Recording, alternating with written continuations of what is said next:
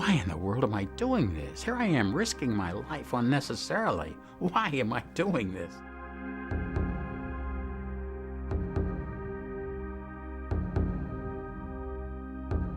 I want to tell people what's going on in the world. I want to try and get it absolutely right and convey all that's there. I have a passion about that, and I feel also passionately about what I see.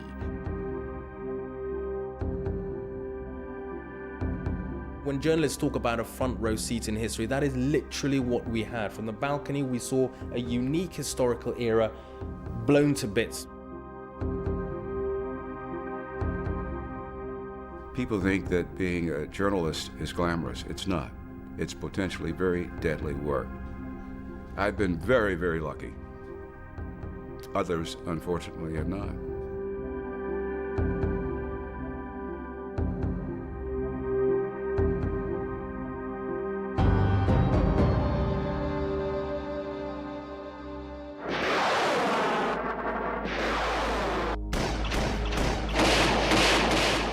They fly from their comfortable beds to face bullets and bombs in foreign lands. I love going to war. I'm excited by war.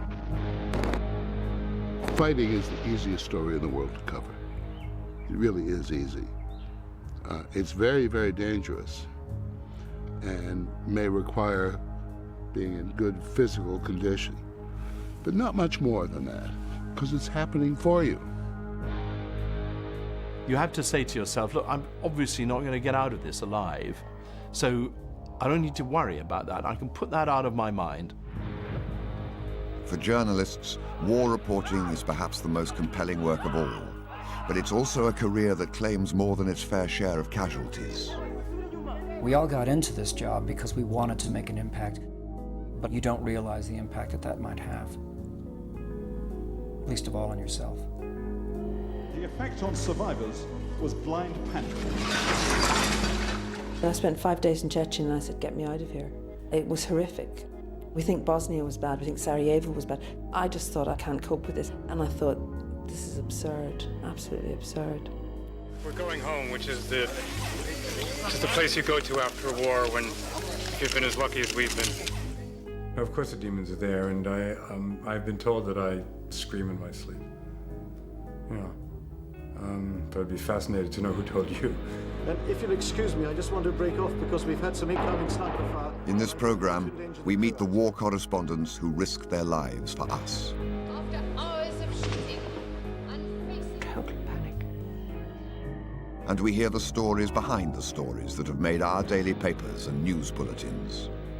We also trace the increasing risk to journalists over the years as more and more die in accidents, friendly fire incidents, and in recent years, at the hands of soldiers and armed civilians who seem determined to kill the messenger.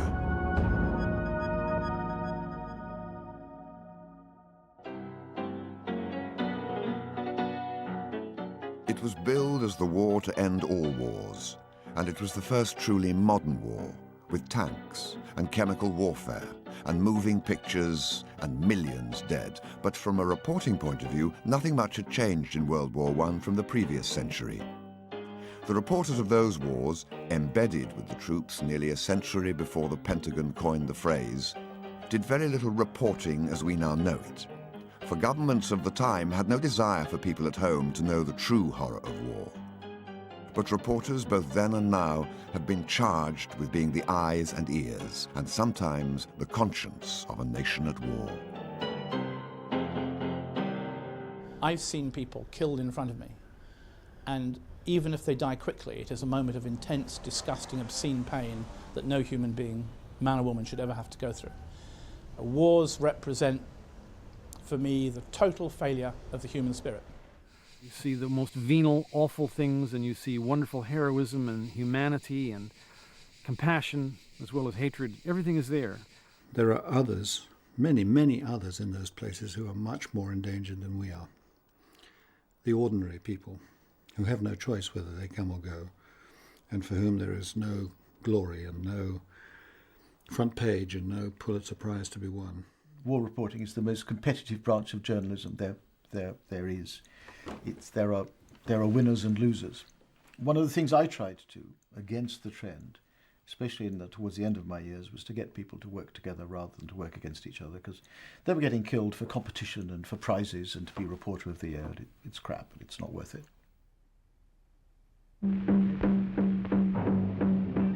For months past, Mussolini has been sending the flower of Italy's manhood to Africa. Even his own sons are serving in the Italian Air Force, the wings of the Roman eagle, ready to kill and to destroy. In 1935, a nasty little war broke out in Africa. 10 million dark-skinned tribesmen, untrained in modern military tactics, armed for the most part only with spears, but in a frenzy of determination... Reporters were sent from around the globe to Abyssinia to witness the tragic results of Benito Mussolini's imperial ambitions. Amongst them, the 22-year-old correspondent of the Morning Post of London. There were some fairly poignant scenes when the Abyssinians paraded what they thought was their army. I mean, many of it barefooted and not even uniformed. There was quite a lot of picturesque reporting to be done about this ragtail army facing the modern Italian army. All that made a certain amount of drama. They may well hold their own against a modern army. After all, at close quarters, a spear can be as deadly as a rifle. So the Ethiopians... And then there was always the weather, which was eccentric. Who came up on the railway and the movements of the emperor. The emperor, the railway, and the weather. Not perhaps the stuff of modern war reporting, but just 3 years later, a new war threatened all civilization.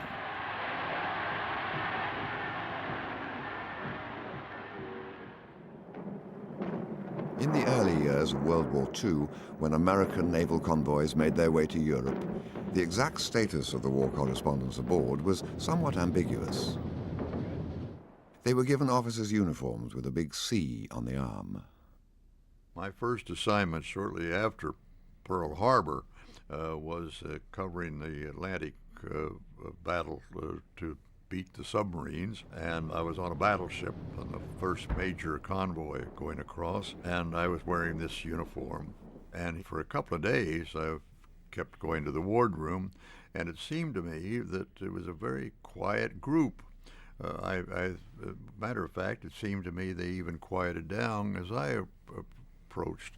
I couldn't figure this out until about the second night. I was finally in conversation with a group of them, and one of them said, by the way, what religion are you? And I said, oh, I'm kind of a jackass Episcopalian. And their eyes kind of opened up, and they said, well, do you have a church? I said, well, not really. I don't go as regularly as I should. And now their eyes are even getting wider, you know. And one of them said, well, did you go to a seminary or what? I said, no, I've nothing like that. I said, how long have you been a chaplain? I said, chaplain? They assumed because I was introduced by the chaplain, I had this big C on my arm, and I was a chaplain. World War II was to provide a unique opportunity for journalists.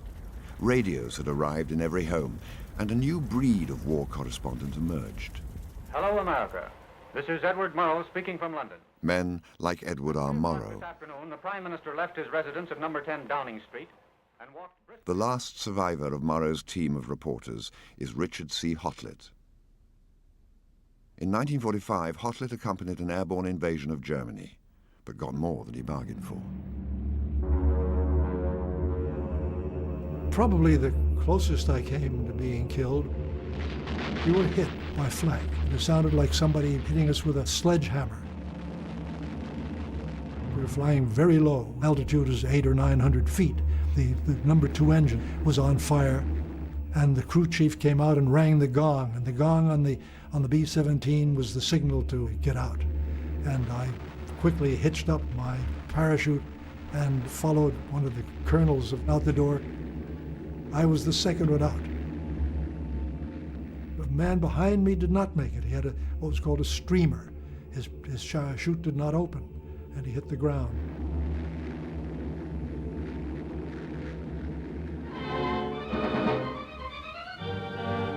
Vital supplies, Oil and guns and ammunition as well as reinforcements of manpower, trudging east from Gibraltar on a voyage of 1,000 miles. In 1942, with the war going badly for the Allies, the largest naval convoy ever to leave Britain's shores set out for the strategically vital base on Malta to provide food and oil to the beleaguered island's defenders. Newsreel cameraman Ted Candy was on one of the 78 ships.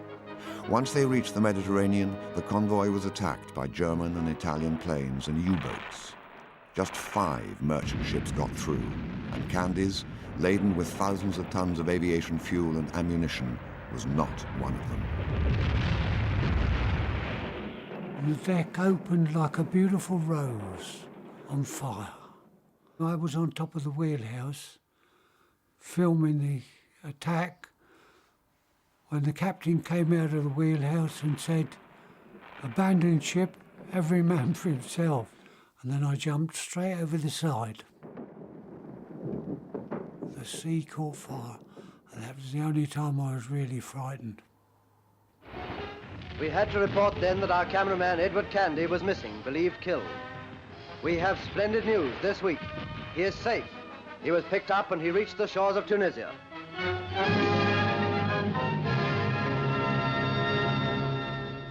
On his return to Britain, Candy went back to work again.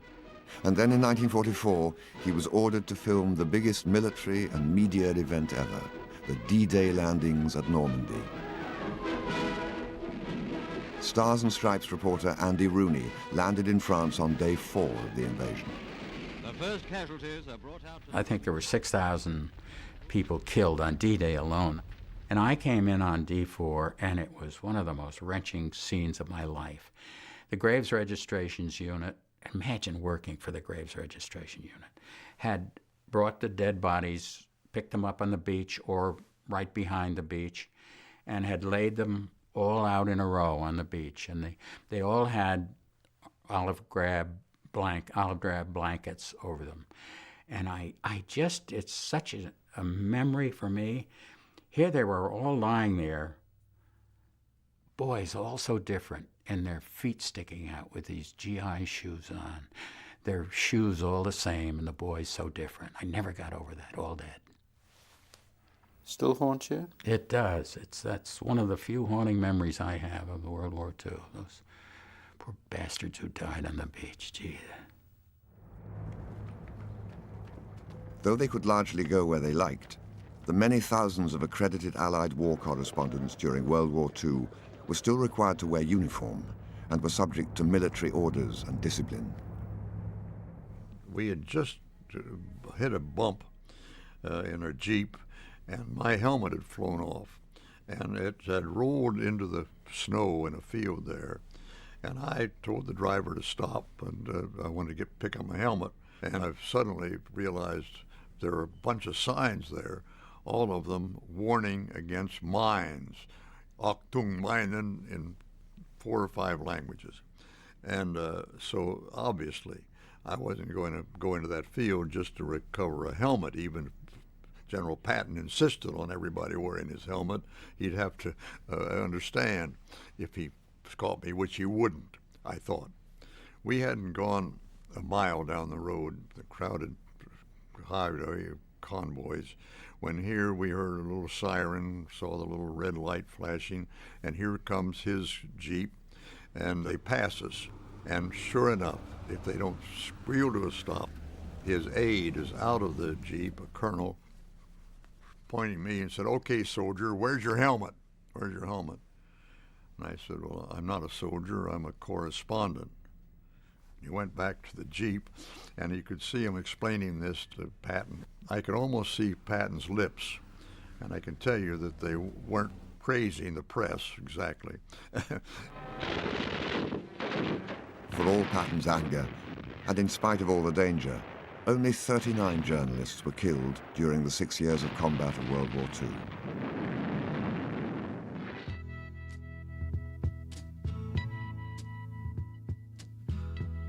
Less than 20 years later, Vietnam. There's something happening here. What it is ain't exactly clear. There's a man with a gun over there, telling me I got to beware. I think it's time we stop, children. What's that sound? Everybody look what's going down. Nothing had prepared me for any minute in Vietnam because the emotions were so profound. But nothing prepared me for seeing dead Vietnamese, dead GIs, nothing. Everything came as a shock. I never quite got used to it. And I never quite got the swing of it. I could never accept it. Time we stop. Hey, what's that sound? Everybody look what's going down. Gloria Emerson was one of the few women to cover this war in the jungle and deltas of Southeast Asia. What a field day for. Prior to going to Vietnam, Gloria reported on fashion from Paris. She had to fight her male bosses to get sent to Saigon. The whole idea was so foreign to them and went against their culture. They were of a generation of men who thought that men are supposed to protect women and it wasn't their fault. And they thought the war was over when they decided to send me at the end of '69. And it was safe to send me. Wrong they were. They didn't want me to get killed. It would have been so embarrassing. One dead white woman is an awful mess. Gloria's editors in New York may never have had to deal with that awful mess. But did she cover the biggest story of her time any differently from her male colleagues?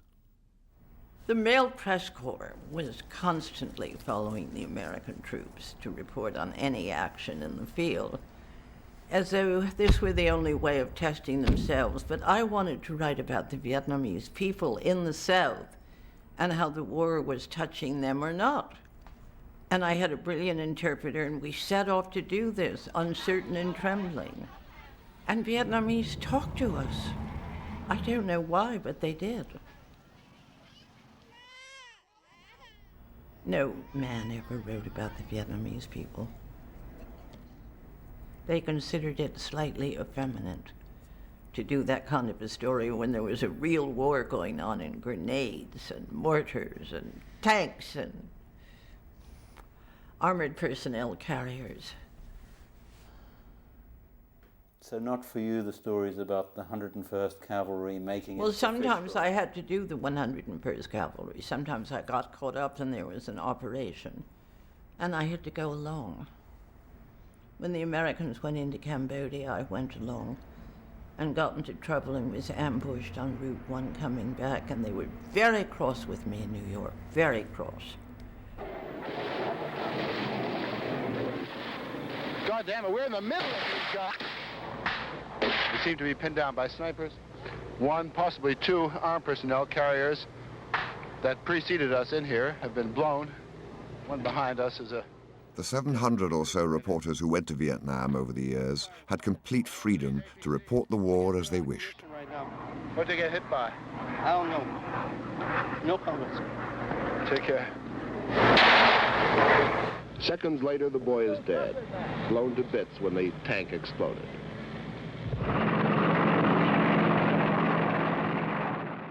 There was no question I had luck because on probably 3 or 4, or perhaps 5 occasions, shot down the helicopter. Must have been 200 holes. The sound man got hit by a spent bullet, just bruised his arm, didn't break the skin. Repose. Went down again in a helicopter, and it was a very heavy landing, as they said. Walked away from that. So, yeah, lots of luck. Part of the challenge was to be smart and try and stay alive, try and figure out where the war was, how to cover it, and hope for enough good luck that you could A, report it, and B, make it back alive. Get our stuff out. We took an awful lot of risks there, and I think we went much further to cover the war.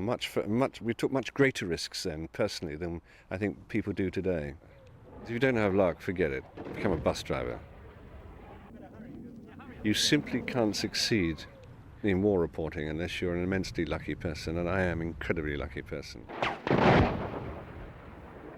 This is the first time we've been up Highway 13. It isn't just luck. Instinct, superstition, experience all play a part in staying alive. If you come to a village and there are no chickens around, turn back, because that means either the villagers have gone with their chickens or the Viet Cong have taken their chickens and they're around. So I looked through my binoculars and there were no chickens, no movement. I was with the French crew and I said, well, what do you think? And they said, well, it's up to you. I said, let's forget it. Let's go somewhere else. Let's look for the war somewhere else today. And at that moment, a lovely photographer, a French photographer called Michel Laurent turned up. He worked for AP. I'd known him a long time, a very brave photographer. And he said, let's go down together. We'll be okay. And I said, no, Michel, there's nothing moving down there. I don't like it. It looks wrong. Come on, he said, you know. Now, Michel was especially anxious because he'd been away for a month.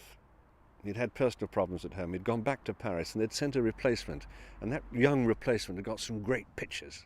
So Michel was desperate to get to the status that he had been when he left. And I said, Michel, you go. We're not going. At that moment, a car turned up with another young French photographer. And Michel persuaded him to go down.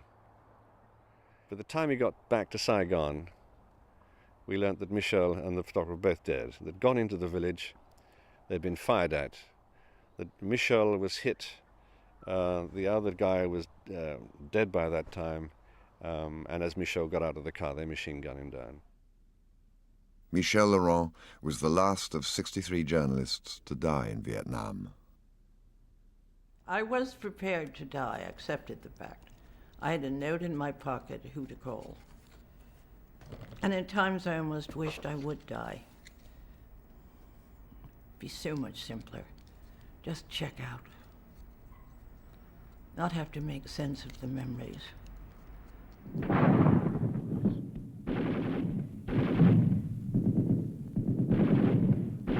It was all difficult. It was just a question of more difficult, less difficult.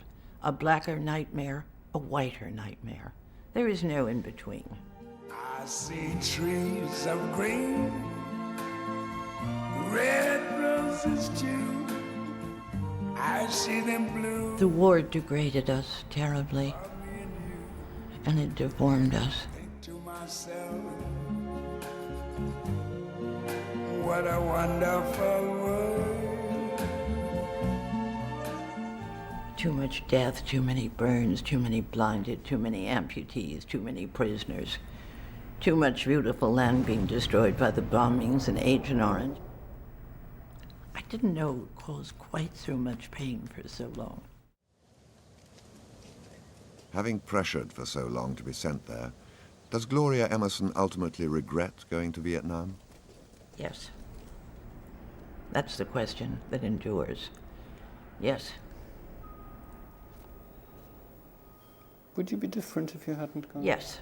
How would you I'd be different? working for Vogue, and I'd have a rich husband who was a broker, and we'd have a house in Southampton, and I'd be drinking every afternoon. Not a bad life. I don't think, as a journalist, you can go on pretending your stories made a difference. They were like ice cubes. They melted. Who was saved? Who rose from the grave? What was prevented? All that writing, all that typing. What happened because of those stories? Very little.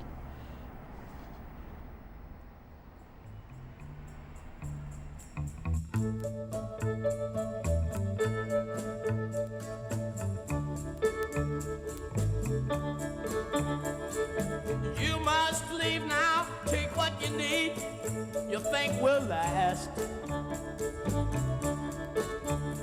For 150 years now, men, and more recently women, have been going to war, not to fight, but to tell stories. Yonder stands your orphan with his gun. At a time when the risk to reporters is actually growing, why are an ever-increasing number, more than 3,000 in the last Iraq War, so anxious to sign on as war correspondents? Look out, baby, the saints are coming through.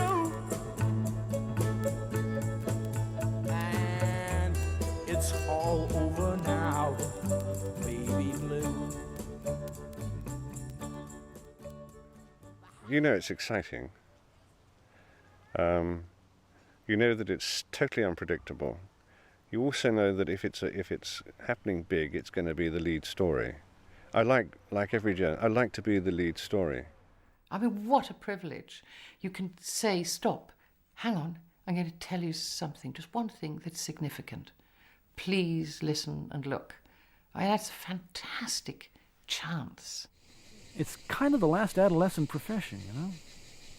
That's not to say I think it's something I should be irresponsible about, but damn, you can have a lot of fun doing this, you know? You really can.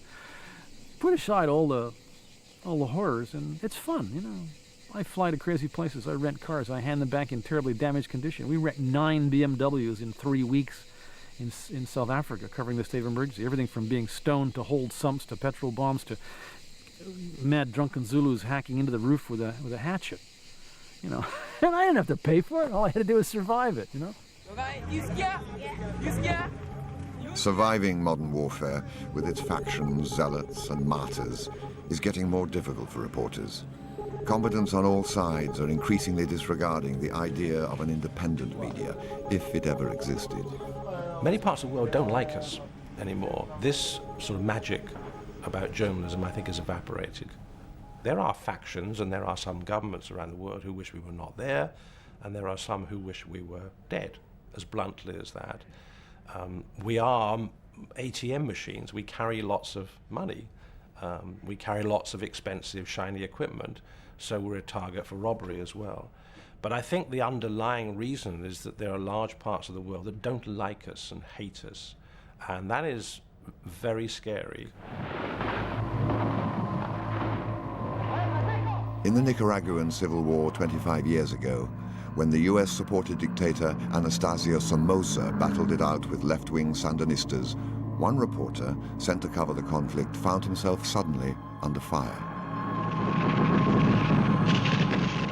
As the rounds were ricocheting and people were dying, I thought, what a way to die. What the hell are you doing here? In the heat and the turmoil of Nicaragua, instead of back in the States with your wife and your 2 young children. There were a couple of times when I thought my work was idiotic, when I thought I was an idiot for exposing myself to potential death. And I was not doing it for glory. I was hired as a journalist because I wanted the income as well as the personal fulfillment of being a journalist, but not at the price of dying. President Somoza is telling businessmen and shop owners that they need not be afraid, that they can open up, that he has the armor. During his spell in Nicaragua, Bernard Shaw had to leave the country for a few days and asked his office to send in a short-term replacement. Veteran correspondent Bill Stewart flew in from New York. He was doing a segment where soldiers were sitting around a campfire playing a guitar and singing, and he moved down the road, he and his camera crew, cameraman Jack Clark, and they were in this van.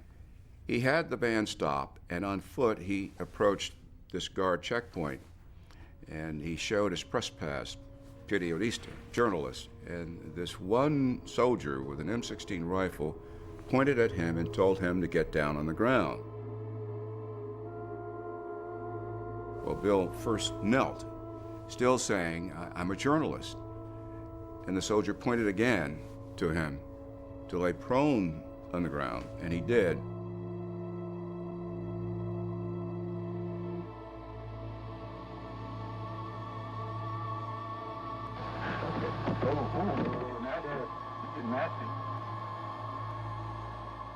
The soldier walked up, lowered the barrel of his rifle, and fired one round into the base of his skull. Let him see the picture. There's the camera. In effect, it summarily executed him. Somoza and his government claim that ABC News correspondent Bill Stewart was executed by Sandinista guerrillas. What they did not know was cameraman Jack Clark rolled on everything. There was the evidence. The upshot is, as soon as President Carter and all officials in the American government saw that videotape, that was the beginning of the end of Anastasio Somoza's regime. If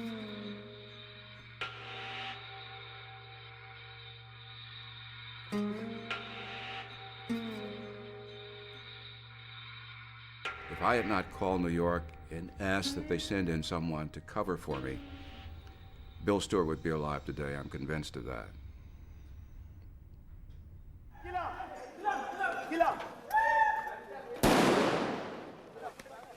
My job was to record the history happening in my country, where random roadside justice was the order of the day.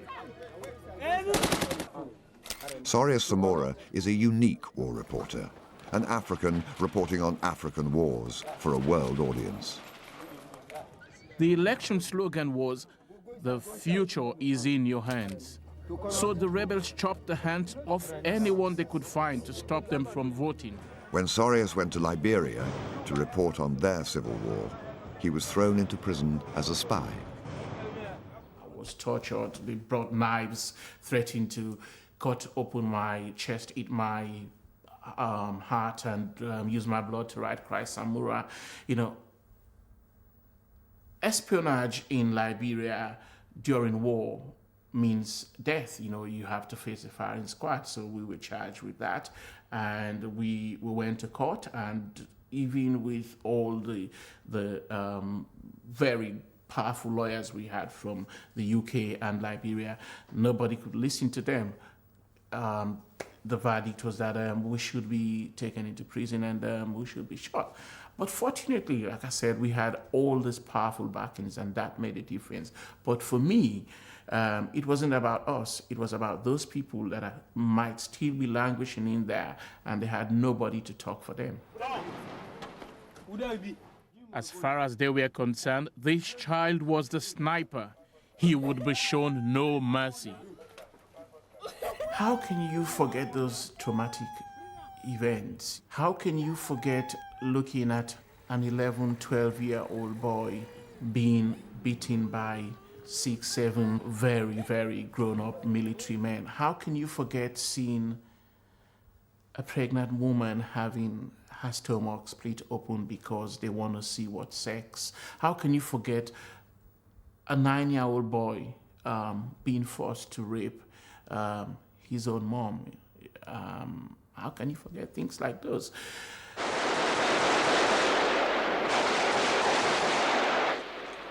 People have this cliche about, oh, life is cheap in certain areas. No, death is cheap.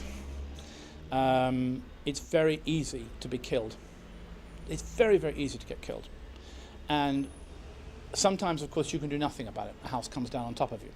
But other times, it's a snap, quick decision. Do you cross this road or do you stay where you are? They've hit the building with another shell. I've got to run, but I know they're shooting in the street. Do you run or not? And you suddenly say, this is the right moment. Go, go! And you're committed to it. You can't turn around in the middle of the street and say, stop, I made a mistake. You can't do that. So there is this. One thing it teaches you is to make up your mind and be decisive. While print reporters can usually choose when to run and when to hide, television journalists must always seek out the action. This army was launching into an unarmed civilian population as if charging into battle. In 1989, in China, the wide expanses of Tiananmen Square became a killing field as troops fired at random into crowds of demonstrators and passers-by. Troop lorries were seen moving down the road. There was gunfire from those lorries. I was beginning to think that our chances of staying alive were very poor. And the cameraman decided he would stay in the lee of a wall near a ditch, fairly well protected in the shadow, and I would run for it and go back to the hotel. It wasn't far away with the video. And as I started across this immense expanse of the corner of the square, hundreds and hundreds of yards, the soldiers opened up. And there were hundreds and hundreds of students running in all directions.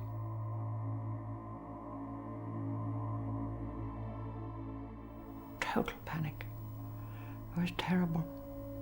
It was lit by the glare of these horrible sort of lights. And it was hellish.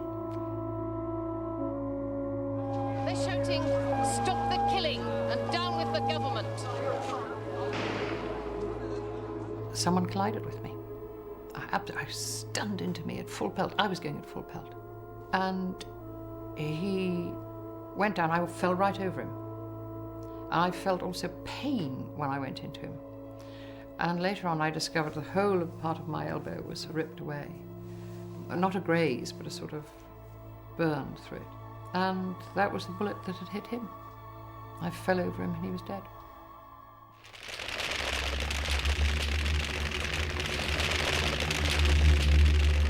As we lay huddled on the ground, bullets whistled inches above us.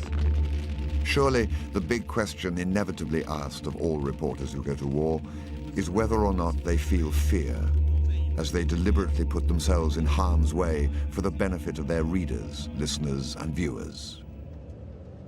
It's got an immense advantage. You become invisible directly you put it on. No one even glances at women here. And they get the worst seats in the vehicles.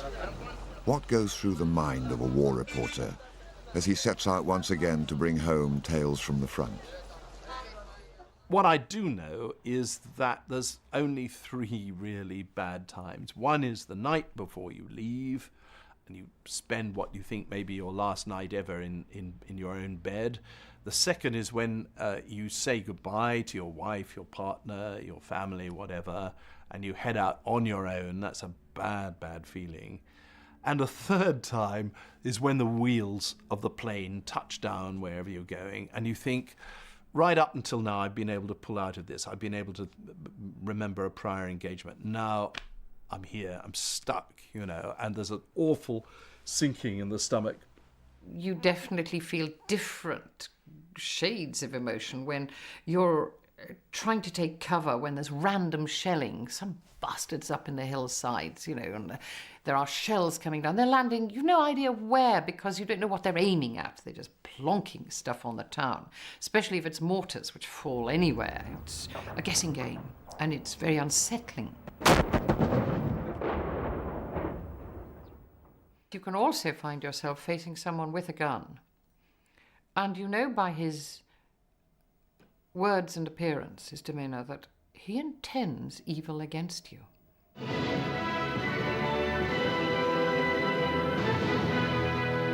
Kurdish guerrilla groups have accused Iraq of carrying out more gas attacks. They say chemical bombs were dropped on 2 villages yesterday and 50 civilians were killed. Our correspondent John Simpson has visited the Kurdish town of Halabja. Viewers may find some of the scenes in his report disturbing. We went in low to Halabja in an Iranian Air Force helicopter, hugging the hillside in order to keep away from Iraqi planes and artillery fire. I saw the bombs coming down with the gas in it and getting closer and closer to me. I was terrified by it, terrified. And I was at Halabja 3 days, I think it was 3 days after Saddam Hussein had killed 5,000 people in the city. The Iranians maintain that 3 separate types of gas were used. Cyanide. You could tell which type of gas had been used to kill that particular person. There was a certain small amount of mustard gas, which doesn't by and large kill you, but does disgusting things to you. It brings you out in these huge boils and blisters, and of course does awful things to the breathing and the eyes and things that last for the rest of your life. But of the 2 gases that killed people, the nerve gas seemed to me to be absolutely disgusting. It strangles you from the inside. So the awful contorted bodies of people who had died that way. And then, weirdly, the victims of cyanide poisoning who had clearly died almost instantly. I remember finding a body of an old man whose head lying on his dining room table, still taking a bite out of a piece of bread, his teeth still stuck in the bread, died like that. And you think, when the bombs are coming down, you think, oh, God, make it the cyanide. Please make it the cyanide. Don't let it be the nerve gas. Don't let it be the mustard gas. I don't want to live like that. Genocide comes in many forms. In Rwanda, some 800,000 innocents were murdered in 100 days in 1994, while the rest of the world stood idly by. When your day is long and the night is yours alone. When you're sure you've had enough of this life, hang on.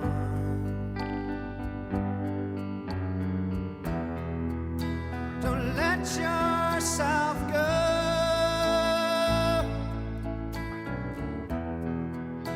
'Cause everybody cries. Rwanda has left a lasting impression on the journalists who witnessed the aftermath of this genocide. I had never seen anything so brutal. I thought all this was in the past, this idea that people could be slaughtered with clubs and machetes. It was like nothing I had ever seen in my life before. Just when you got there, in a jungle, you would expect to smell gardenias and flowers, which you could, but the air was always scented with rotting corpses. There were rotting corpses everywhere. I actually wish we could get the smell of death in television news. I wish people that watch these pictures could actually smell it. I'm convinced that would end it all. And suddenly somebody noticed that one of these bodies was moving. Baby. She wasn't more than 4 months old, and she was the only one who was still alive.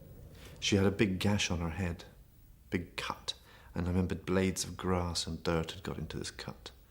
But she was awake, she was very weak, been lying in the sun for a day. But her eyes were very lively, and she was looking around her. And there were no nurses, no doctors, no aid workers, no soldiers with medical training, just us. You know, it's clear what you have to do. You don't rush off trying to find the leaders of the militia, trying to interview them. So we picked her up. I was driving, and we were about 25 miles away from the nearest town. There was this huge convoy on foot of 1 million or whatever it was, blocking the road. And I remember driving down this road with my hand permanently on the hooter, saying, "Get out of my way, please get out of my way," and then trying to get this little girl to hospital. We took her into the hospital and we said, "We found this little girl, she's been lying in the sun, she's close to death, but she's still alive. She's dehydrated, clearly," and the doctor said, "Okay." Looking around, found a set of keys, went to a cupboard, and he pulled into, I thought he was going to pull some medicine or something, I don't know, and he pulled a notebook out, a form. He said, "Okay, what's her name?" I don't know what her name is. She's, we found her lying in a, I'll just put X then, shall I? Eventually another doctor arrived and saw the urgency of the situation and took her off. And then his mood suddenly changed and he saw that something urgent was happening and he started giving her quite intrusive injections. And then there was a moment when the life just slipped away from her. And you could see that she was dead.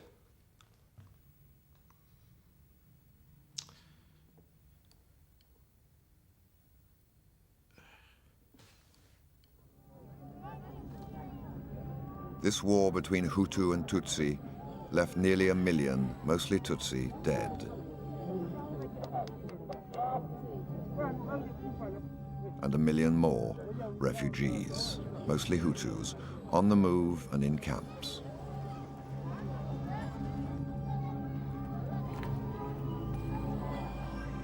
But these desperate displaced people also had a guilty secret. For amongst their number were many who had carried out the genocide on their Tutsi neighbors. The UN sent in an unarmed convoy with much needed food to one of the Hutu camps, accompanied by reporter James Mates and cameraman John Steele. We came to this camp that had about 50,000 Hutu refugees. It was the middle of a high volcanic plain. The sun was beating down. It was an absolutely miserable existence, no water. There were a lot of soldiers there, Rwandan government soldiers, Hutu soldiers. They weren't supposed to be there. We were warned by the commander not to take any pictures because there are no soldiers here. Only take pictures of the refugees. Okay, there are no soldiers here. I got you. I got you. We drove into a place to offload the food for the refugees. On the way, we passed 3 heavy artillery pieces that were engaged in firing heavy shells into Kigali. I managed to get a couple of shots of it. We tried swapping tapes real quick in the back of this truck, but we didn't realize that we'd been spotted. As we were offloading the food, the soldiers came and demanded the tape and were accusing us of being spies, and then left us to the crowd. His last words to us were, "I have no use for you. You may leave if you can." We got back into our trucks and we were immediately surrounded by a mob that grew and grew and grew. Then the machetes came out. Then the clubs came out. Then people would come up to the windows and scream and start going, that we're going to take off your head. We were absolutely convinced that we were going to die. We started telling each other, "I hope it's quick. I hope it's quick." And then somebody would say, "Well, no, I don't think it's going to be." And in a strange way, there's almost this camaraderie that builds, that you're supporting each other, that, you know, we're going to die together. You know, this is it. We are going to die together. We're here.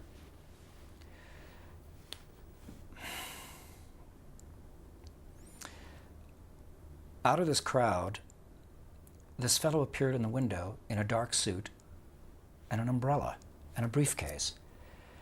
And he pops in the window and he says, "Are you 2 gentlemen from Moscow?"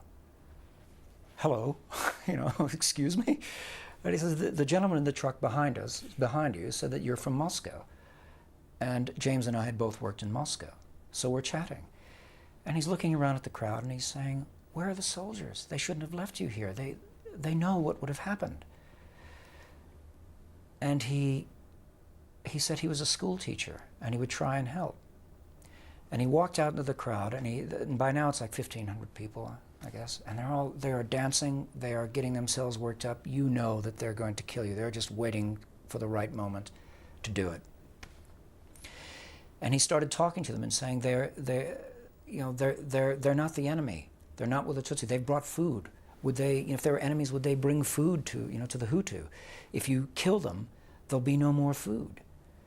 So the crowd by this time was like this dead-eyed monster. It was a thing. It wasn't individuals. It was one mass of murder waiting to commit the crime. They could taste the blood. They were really worked up and ready for it. And he came, sort of like they calmed down a bit, and he came to us and he said, "Drive out slowly. Leave. Just please leave." And we left. And as we started working through the crowd, I looked in the rearview mirror and I saw him with his umbrella, still talking. And the crowd sort of centered on him. And then the truck turned down a road and we lost sight of him. Later that night, when James and I got back to Kigali at the UN compound, we were sitting there eating our MREs, and I said to James, "You know that guy, that school teacher?" And he said, "I know." And I said, "Do you believe in angels, James?" And James said, "Yes, I do, and I think you should too."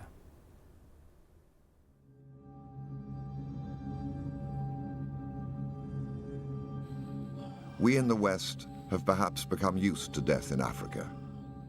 But throughout the 1990s, this same brutality came rather closer to home as neighbor fought neighbor in the streets and farms of Europe, in some of the most savage conflict imaginable: Romania, Croatia, Bosnia. Places to which only recently tourists had flocked and Olympic athletes had competed became war zones. That was the first time I think I heard guns fired in anger. And I remember Timisoara, and being astonished by the sight of people who'd been injured in Europe, in my day, by gunfire, by, in effect, civil war. I thought, this can't happen in Europe. And I remember seeing this young man, he must have been about my age, 28 or 29 at the time, and he'd been shot in the chest or in the neck, and he was on some kind of ventilator, and he was lying on a bed with a rubber sheet, and the indentation that his body was making in this mattress was gradually filling up with his blood. And as his chest rose and fell, his elbows were dipping in and out of the blood. And I thought, that's a bloodbath. It's literally a bloodbath. And I'm never going to be able to use that term again. By the early 1990s, times had changed. There were more women in the field, and the Balkan Wars gave them their big break. It was sexy, it was fun, there were big gangs of us. And I think that's part of the attraction. And I think if you can be honest about it, you can say there were wars that we went to that we actually felt we could, you know, be useful and do things. And I think I certainly felt in the Balkans that we could be useful and we could do things, and it was important to bear witness. I was keen and young, and I wanted to do a good job. I wanted to see what was happening. I'd covered the collapse of the Soviet Union, but this was the first conflict, and I had no idea at all. I arrived with a notebook, a pen, and a map. We didn't have flak jackets, we didn't have helmets, we didn't have satellite phones, we didn't even have mobile phones. In Sarajevo, in the evenings, we would sit and we'd drink bottles of whiskey. I hate whiskey. But it numbed us, and we needed to do that. And it wasn't partying the way a teenager in London would go to a rave. It was anesthetic. It's a very intense place, you know, and I think probably, I can't vouch for the sex, but there's probably a lot of drink. There is a lot of drink. But I also think when you're in places that are really quite dangerous, you sort of need to keep yourself together. And I think the days of Vietnam when, you know, or Cambodia, where you kind of, the lads went to the local den and smoked opium and got laid, you know, we've become a much straighter society, you know. I think people use sex in the same way they use drugs or alcohol, as a way of escaping, a momentary, fleeting escape from the horror outside. The Balkans also attracted the well-known veterans of war reporting. But even for them, this was something new. Bosnia was different to me because we were in the middle of it for so long, because it was about civilians. It was about flags and civilians and the driving of people from their homes. It was about the weakness of the Western democracies. It was about a failed state. And journalistically, it was about journalists who could no longer pretend that they were just onlookers, bystanders. We were caught up in the middle of it. Sarajevo was a very dangerous war because you couldn't, there was no way of figuring it out. In Vietnam, you could largely figure out what was going on most of the time. In the countryside in Bosnia, you could figure out most of the time what was going on. But in Sarajevo, it was just a question of when and where a shell was going to hit. It was fired by some Serb in the hills. I like to tell stories. I think there are certain things people should know. They need to know. That sounds egotistical, and aren't I a grand person? That's not the case. It's that I just think that it's such a worthwhile thing to do, to tell people what's out there.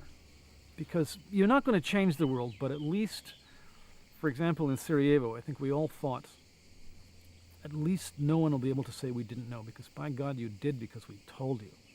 And if you don't fix it, at least you can't say we didn't know. The United Nations Secretary General has urged pulling out UN peacekeepers from the Bosnian capital Sarajevo.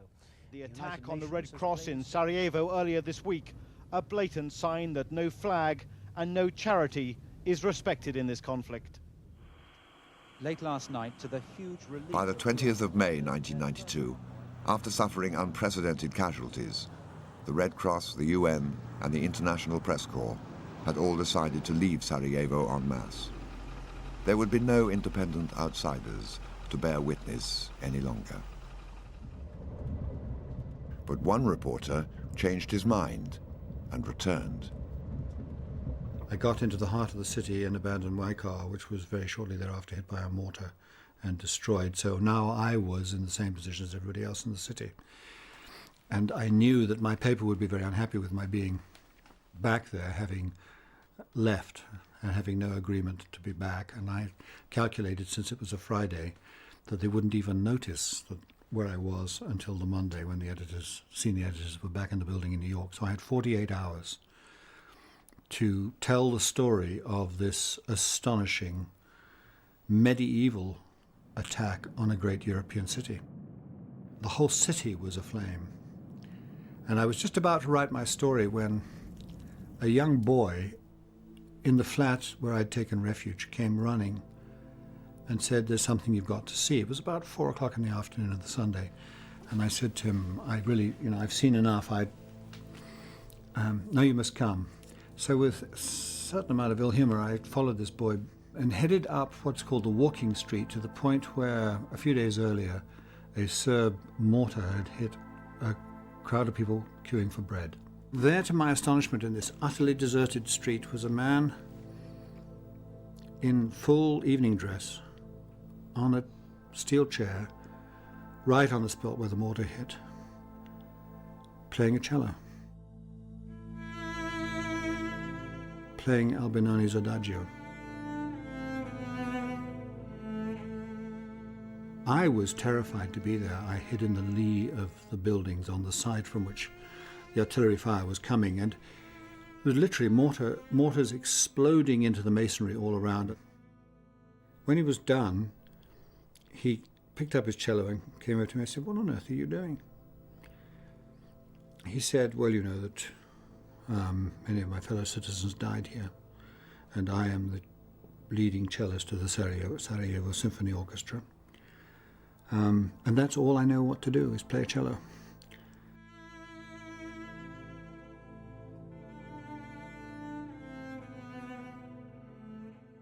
Passion or coincidence once prompted you to stay. Pride will tear us both apart. Well, now pride's gone out the window, cross the rooftops, run away. Left me in the vacuum of my heart. What is happening to me? Crazy, some say. Where is my friend when I need you most? But I won't cry for yesterday. There's an ordinary world somehow I have to find. And as I try to make my way to the ordinary world, I will learn to survive.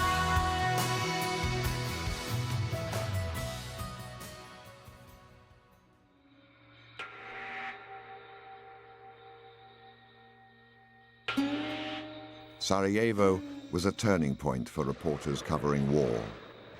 They had to figure out new ways to protect themselves from an enemy that could be anywhere, in a war with fewer boundaries than ever before.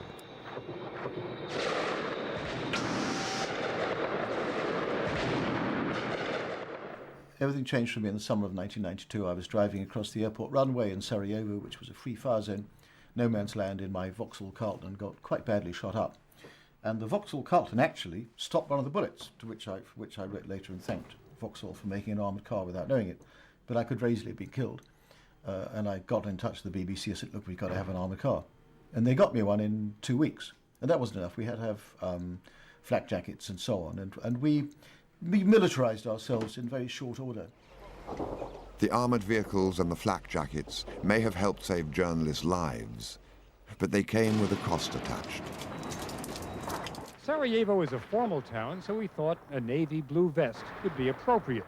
I thought it was reckless not to wear a flak jacket most days in Sarajevo, even though it made you feel miserable. And I don't mean because it was hot, it wasn't hot. I mean, when you're wearing a flak jacket and you're doing the story in Sarajevo and you're mixing among civilians on the streets who are not wearing a flak jacket, it's a terrible, terrible feeling. One of the world's most experienced combat correspondents, Alan Pizzey, reports on the guns of Sarajevo.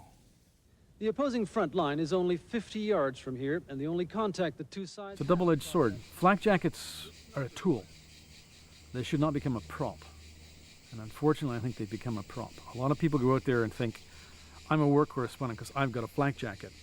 And they think, I'm okay. Sorry, you're okay from here to here. The rest of you is not okay. Every journalist who survived the Balkans, and 84 did not, has his or her own story of near death. I have twice had bullets in my clothing. Once in Kosovo, where a bullet hit my mobile telephone, which was in a pocket, and it went through a large roll of banknotes, Deutschmarks, 6,000 Deutschmarks. It was probably the banknotes that slowed it down, and it embedded in the phone, and I just got a very large bruise and a certain amount of blood. Another time I was in Sarajevo drinking a cup of coffee in someone's flat, but on the front line, leaned forward to have a sip, leaned back, there was a crack, and where I was, a bullet went, but it nicked my arm and went through some clothing.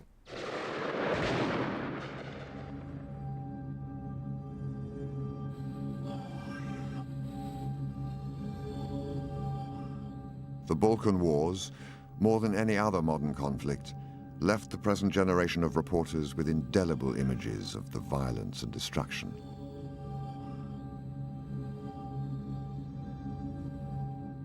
In Bosnia, anytime a journalist would pull up, the kids would just run out and start, yelling bonbons and jump up and down.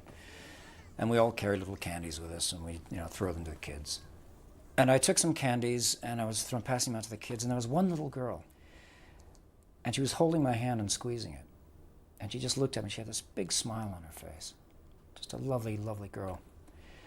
And they were all screaming for more, and I said, do you want more? Do you want more? And she said, yes, yes, yes, molding, please, please, more. And I said, okay, wait here. I have to go in this building. I'll come back, and I'll bring you more candies from the truck. And all the kids jumped up and down and said, oh, we, hooray, hooray. So we go into this building to talk to these army officers. And while we're in there, I can hear the kids through a window, laughing, playing in the street. And we heard a few outgoing rounds from like an AK-47 above our heads, which would be the Bosnian side, going across the Drina River into the Serb side of Sarajevo. And then there was a sound of a high-powered round. I knew it as soon as I heard it. A Serb sniper. And the street went quiet. And we sort of looked at each other, and somebody said, I hope to God nothing's happened out there. And I knew immediately something had happened in my heart. And I went rushing out, and I saw some people screaming in the street, an old woman. And I followed her eye line to the middle of the road, and there was this little girl lying in the middle of the road in a pool of blood, lying on her back. And I didn't go rush up to her. I didn't try and help. I ran to the truck and got my camera. And I started filming the situation. Some men picked her up, put her in the back of a car, and they were actually blocking my shot.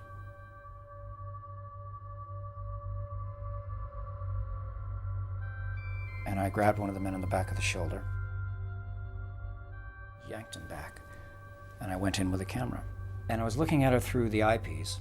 I don't know if she was conscious or falling into unconsciousness, but she just kind of looked into the lens. And then her eyes just kind of lost focus. And the car took off and went away.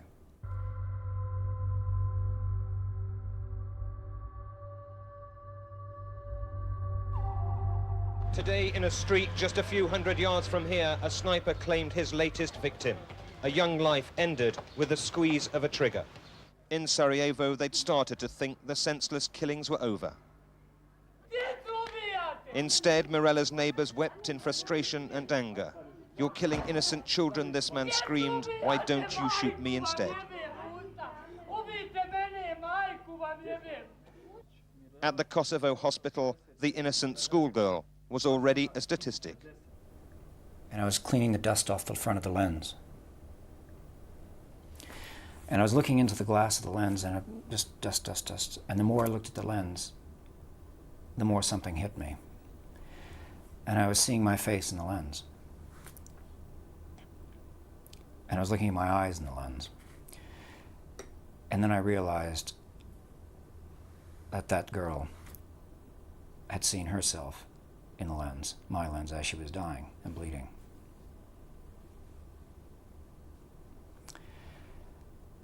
And it just hit me that the last thing she saw in her life was her own self dying. I did that to her. And then I just said, I want to go to Sniper Alley to take pictures of people running. And Terry said, okay, so we ran down there, and he insisted I wore a flak jacket, but what he didn't know is I was taking the plates, the armored plates, out of the flak jacket. And we parked, and he said, what are you going to do? And I said, I'm going to run with these people. And, he said, no, what are you talking about? You can't run with these people. And I said, I'm running. And I said, it's okay, Terry, everybody dies in Sarajevo. I was trying to, brush it off with a joke. But at that moment, I really wanted to die. I really wanted to take a bullet. So I started running back and forth across the street, back and forth across the street. There was a big oak tree in the middle of the road that people would hide behind halfway. And I just kept doing it till I couldn't run anymore. And at that particular moment, I was praying for a bullet. I wanted somebody to kill me. I wanted somebody to take me out for what I'd just done. And that's when I lost it completely.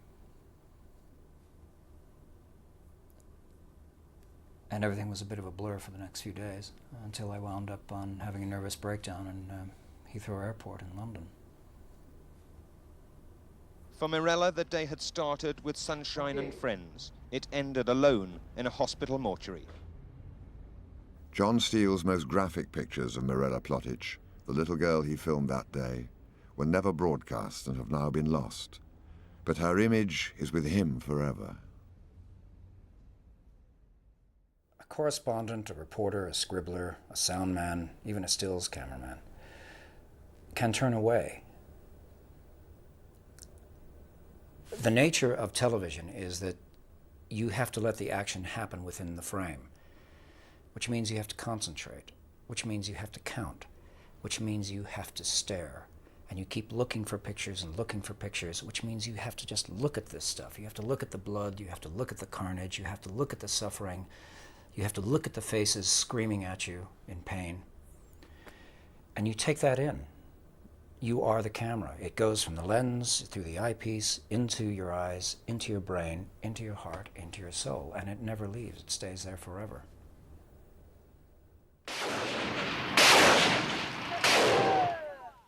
Afghanistan is a country that has been racked by continuous war for more than 20 years. In fact, today's war on terror has its roots in a previous war in the 1980s, the conflict between the Russian-backed Afghan government and the US-supported Mujahideen.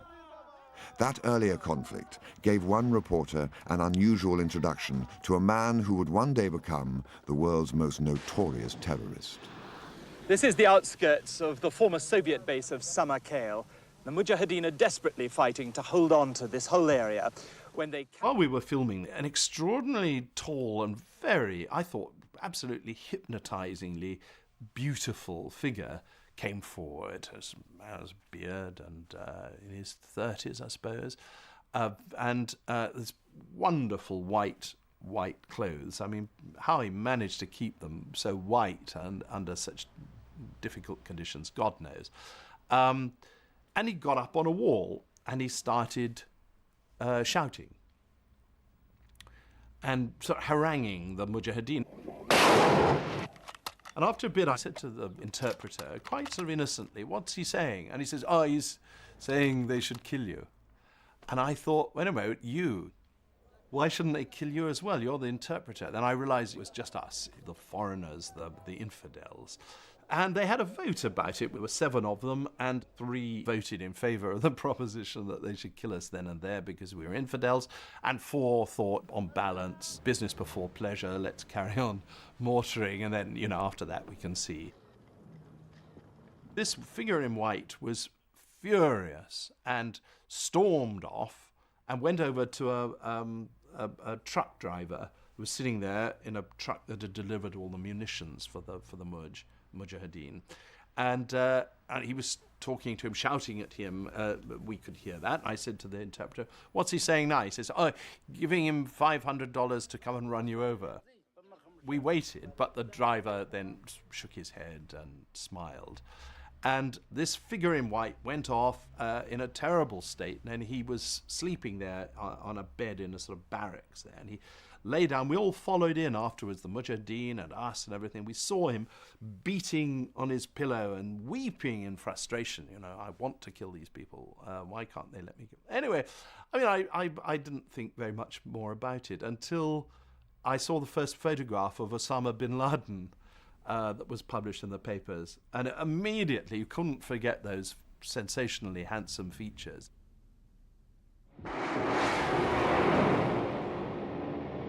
In 1991, just 2 years after Simpson's encounter in the Afghan wilderness with the tall Arab who would one day become the most wanted man on the planet, America and its allies went to war against another Arab enemy who had once been their friend, Saddam Hussein of Iraq. Holy cow. That was a large airburst that we saw. It was filling the sky. The outbreak of the First Gulf War was reported live on air by the fledgling 24-hour news station, CNN. Now let's return to Baghdad. We have 3 reporters in the Al Rashid Hotel. Come back in. There's a bomb that has come down now. You'll probably hear the report at the refinery in just a minute. We saw the bomb come down. We saw the flash, and you just heard the explosion. And it was a big blast of bomb blast that came through this window. I've just come from checking out the other side of the hotel, and it's equally intense on the other side. Though 45 other Western journalists were in the same hotel, CNN had the only working phone line out of Baghdad. It felt like we were in the center of hell. It really did. And it smelled like it somewhat, too. The acrid smoke coming from power lines and power stations that were just exploding around us.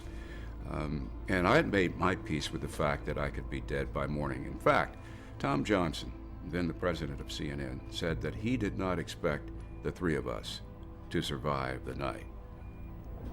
We were very much aware that our lives were in jeopardy. In war, one moment you're alive, the next moment you're dead. We knew that at any moment we could die. The most harrowing moment for me came when the Iraqis had less than a block and a half away from the Al Rashid Hotel, where we were on the 9th floor, a Soviet anti-aircraft missile battery, a SAM site. And they fired 3 missiles from this launcher. And I said, uh-oh, you know what's going to happen next. We knew that there would be a response by the either British or American warplanes, and that response came within 25 minutes, and it literally shook and rocked the hotel. In fact, we went to the floor and we were on our knees. We went out into the corridor on our floor to avoid the concussions and avoid possibly the walls collapsing. That's how intense it was. In fact, none of the 1,600 or so journalists covering the war were killed by Allied bombs or friendly fire during the 6 weeks of hostilities of that Gulf War. It was to be a very different story 12 years later.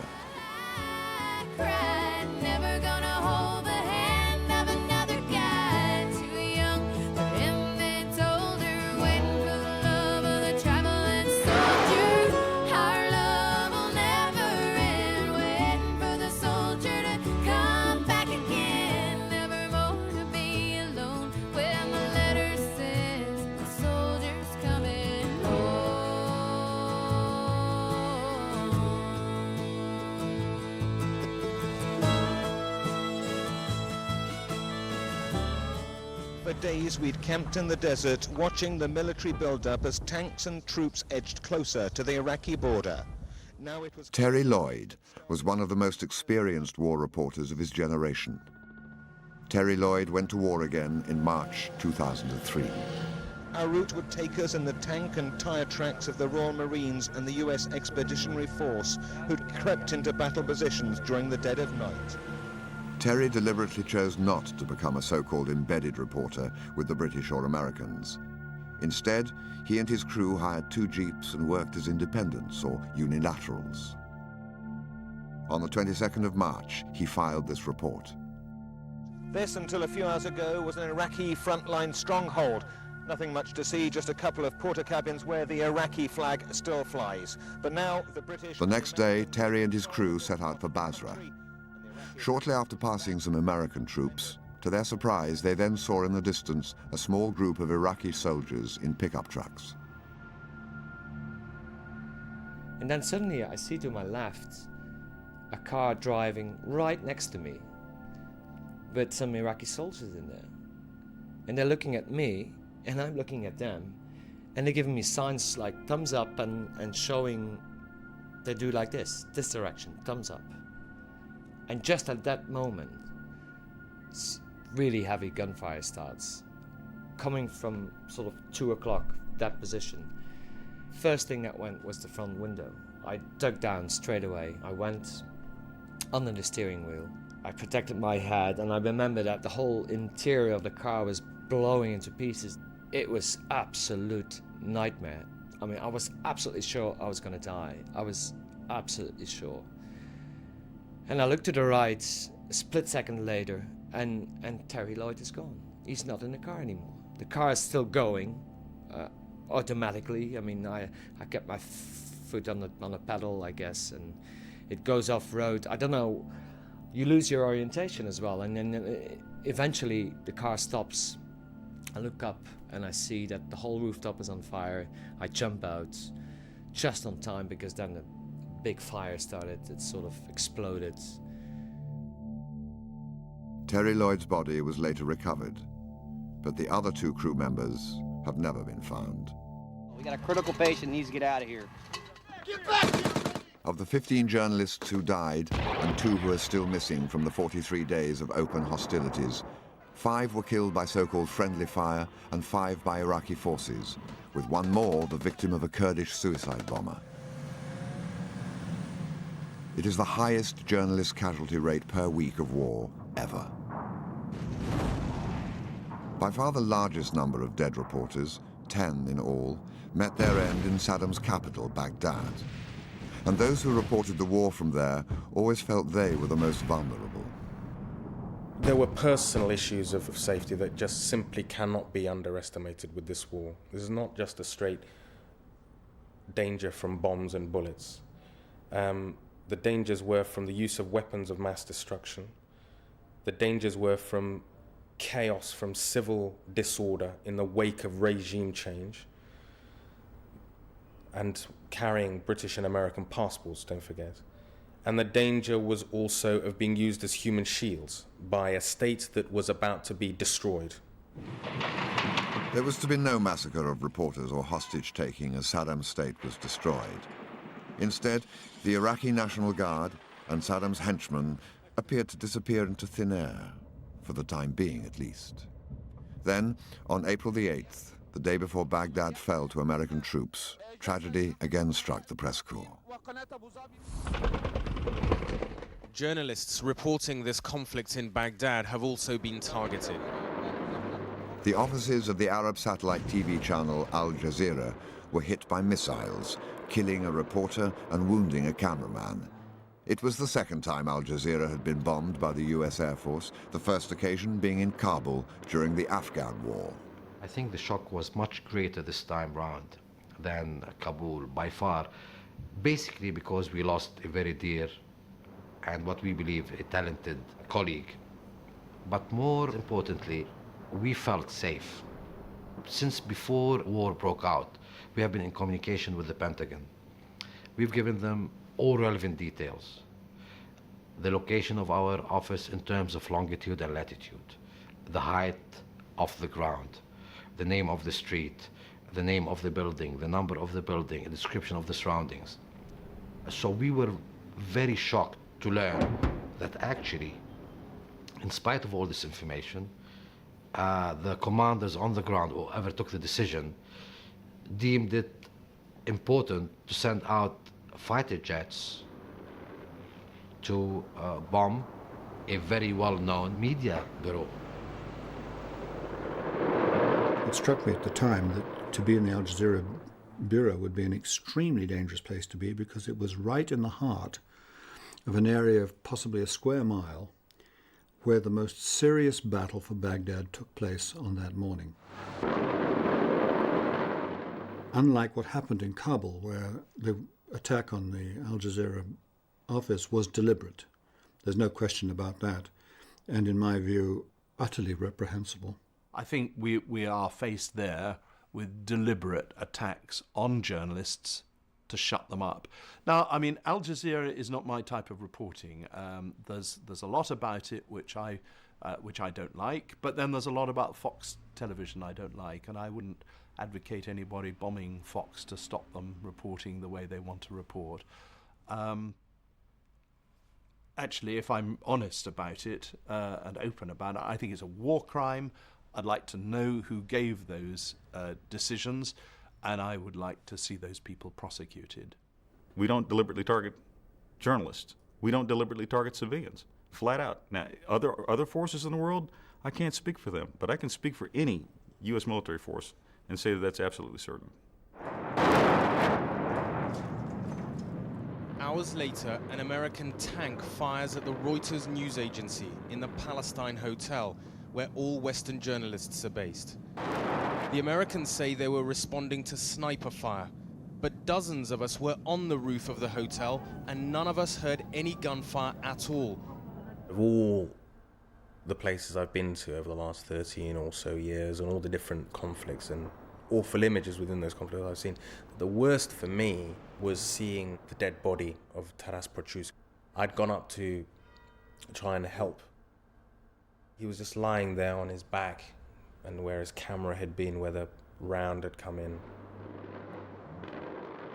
And he was a father, I think he had a young son. And it was 48 hours before the war ended. Some of what happened in the case of Palestine was the difficulty of fighting in any urban area. You can't always tell exactly where the fire is coming from. You can't tell who is crouched with a shoulder-fired weapon behind something and who is crouched with a camera behind something, especially at distance. You can't always parse out the amount of time it would take to sort out exactly what you see, and so decisions are made at a very, very low level. And when that happens, inevitably, in warfare, mistakes occur. Today, we witnessed American forces fight in the heart of this city. Iraqis were caught by surprise. As we approached the American positions, we were stopped from filming. Because of what had happened at the hotel, I just thought these are young American boys who are in a dangerous, hostile city. Nice to see you, Benjamin. Thanks for the support. And hence going to meet the American soldiers. When we got out of the car and walking towards them, we held our arms open like this and walked towards them with TV written across, bowing down like this. I mean, that's the level of how afraid we were of going to meet the American soldiers. Okay, let me just cut in here. Right, this is a roadblock. We don't know who they are. A little bit uncertain here. They're waving us on. In the last few years, news organizations have started to train their staff with special courses to help them deal with the dangers they may confront in conflict zones. Right, they're saying don't film. Put the camera down. Since time immemorial, a few journalists have responded to war by taking up arms themselves. But a new sense of being specifically targeted has also led to a new phenomenon: independent journalists protected by armed guards. To Crete, no fighting. Checkpoint. On Sunday, April the 13th, CNN reporter Brent Sadler and his protection detail got involved in a gunfight in the town of Tikrit. Okay, under attack. Under attack. We're okay, we're okay. They tried to stop us, and our armed guard pulled his machine gun and opened fire to get us through there. think that's as far as we're going to push it today. Brent Sadler's team had been the target of a documented assassination attempt in northern Iraq a few weeks before that, an attempt on the part of a faction to throw explosives into the hotel that they were staying in before the war started. So it would have been irresponsible of CNN not to ensure that Brent Sadler's team of all teams had proper security. Still moving along. Under fire again. He was traveling with a security person who was not armed, but there was a weapon in the car. They were pursued by at least one, if not two vehicles, with heavy machine guns, and came under fire. At that point in time, the security advisor picked up the weapon and used it, and he saved their lives. Though I'm upset and downhearted that it happened, I'm not sure what the alternative would have been. For Brent Sadler and his team to take a bullet for the cause is not the alternative. I know what I would have done. I would have picked up the weapon myself. Thank you very much. Now, everybody out there, if indeed you have the viewership you claim, every idiot out there with a gun sees a car marked TV, which we mark for our protection. Hey, we're neutral. No, we're not. We've got gunmen in there. So why not shoot us first? No, I don't like that at all. That's very upsetting. I accept part of the allegation that says that after it had happened, we made rather too much use of it. I don't accept the allegation that we should not have transmitted it live, because we were live when it happened, and it would have been, I think, a curious editorial decision to butt out of it that would have left the audience thinking what the hell's going on here. But I'm content, I accept the allegation that we made rather too much of it in the hours after it, and I think, you know, applying hindsight, I should not have done that. I think that you really come dangerously close to crossing the line when you, in effect, become a combatant with the principles on the ground there. That's a no-no. We journalists for decades have operated under the fiction that having a press pass or a press card somehow is a fig leaf of protection. There was a Fox News reporter in Afghanistan who made a very big show of carrying a handgun and how he was going to kill Osama bin Laden if he saw him. That jerk endangered the life of every war journalist in the field from then on.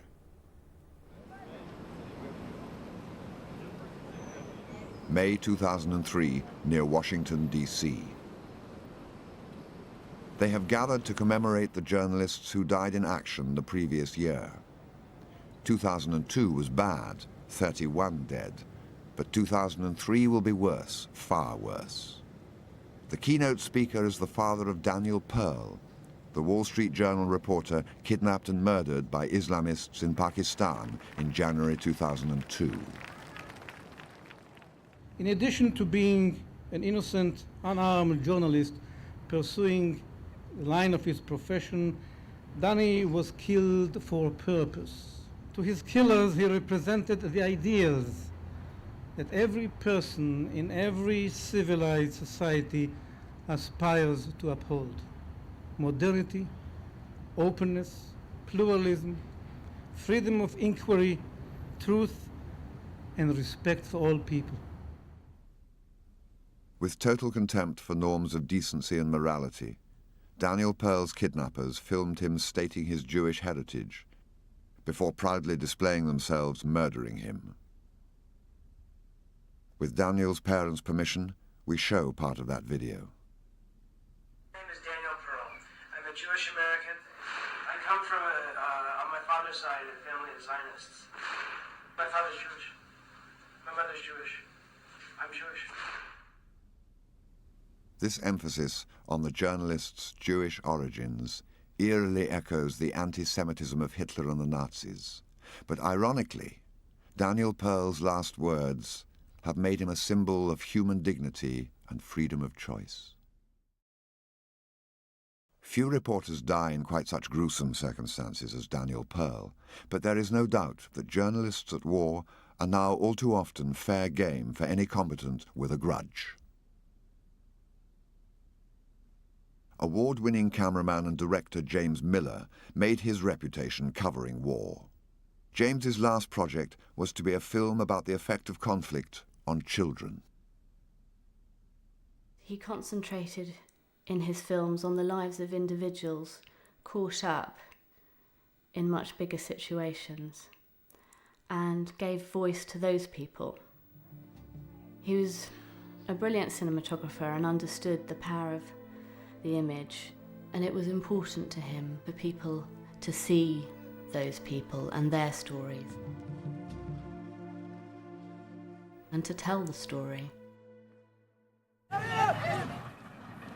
On the 2nd of May, James was filming his last sequence in Gaza before heading back home. He and his colleague Syra Shah had been tipped off that the home of one of the children in their film was to be demolished by Israeli army bulldozers. He had been filming for a period of 4 hours. They were on a well-lit veranda filming both the bulldozers working and the family. Then the bulldozers stopped working. It had gone quiet in the area, and they stopped filming. There'd been no shooting for, I believe, 45 minutes. It was quiet, and the Israeli Defense Forces, their 2 armoured personnel carriers that were there, had turned their lights off and their engines off. They decided they could exit and leave the house. They were given a white flag by the family. James changed his helmet for one that had TV and fluorescent letters. They were all wearing flak jackets with TV written on them, and they walked slowly towards the 2 armoured personnel carriers. They were shouting all the time that they were British journalists and identifying themselves. James had a torch that was lighting the white flag. Suddenly there was a shot. They remained standing still. And some seconds later, I believe 13 seconds later, there was another shot that killed James. He fell to the floor, dead. And Syra Shah and his translator Aboud dropped down too. There were then 5 more shots.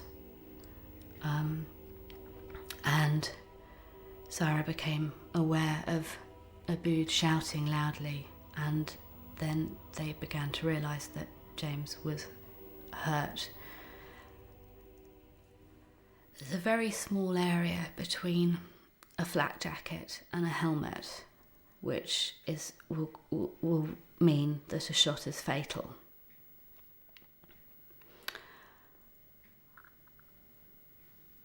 I don't believe it was a lucky shot. I believe he was directly targeted. There is a phrase in both the Talmud and the Quran: "He who takes a single life kills a world entire." The bullet that killed James Miller not only took the life of a distinguished journalist, but took a husband, a father, a brother, and a son. The Israeli Defense Force has held an internal investigation of James Miller's killing, but to date his family say they have received no adequate explanation as to the circumstances of his death, and they are campaigning for an independent inquiry. James was the 5th journalist to die at the hands of Israeli soldiers since the start of the most recent Palestinian uprising in September 2000. Freedom of the press is the very essence of democracy. So when the armed forces of democratic governments are involved in killing the messenger, we should recognize that democracy itself is under threat and demand that those responsible are brought to account. Such is the threat to reporters today that since 1992, nearly 300 journalists have been killed in conflict, and of them, nearly 200 are believed not simply to have been accidentally caught up in crossfire, but to have been deliberately targeted by their killers.